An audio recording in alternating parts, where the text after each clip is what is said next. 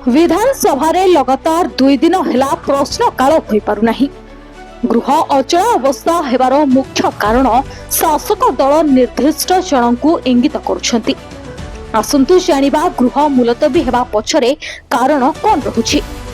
विरोधी दल कांग्रेस गतकाली चाषी प्रसंग को नहीं मुलतवी प्रस्ताव देथिला बाचस्पति को। बाचस्पति ग्रहण मध्य करथिले, किंतु आज बीजेडी पोडियम तल को आसी नाराबाजी होहल्ला करबा फल 12टा पर्यंत गृह मुलतवी घोषणा करथिले बाचस्पति।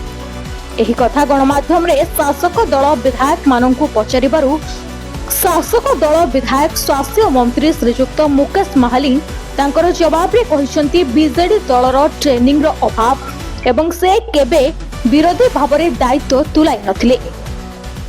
तेणु सेमाने विरोधी दलर जहा कार्य रही वर्तमान तुलाई पारुनाहंती कही बीजेडी उपरे आरोप आनिछंती। अन्यपटे बीजेपी अन्य एक चर्चित चेहरा जयनारायण मिश्र विधानसभा रे बीजेडी विधायक मानक उपरे बड़ लांछना लगाइछंती। सेमाने कुआडे श्री नवीन बाबूंको पर्सनल सेक्रेटरी रहितिबा डीके पांड्यान बाबूंको इशारा रे गृह को अचल करुछंती बोली बीजेडी विधायक तांकु कहिसंती बोली से गणमाध्यम रे कहिसंती।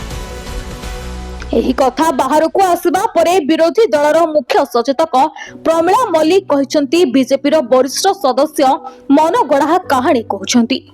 एही कथा रे कोनोसी सत्यता नाही।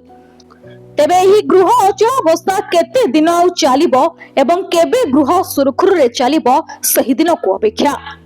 ओडिशा जर्नल आपणको खबर आपणको स्वर आम सह जोड़ी रहिबा पई आम चैनल को लाइक शेयर सब्सक्राइब करंतु।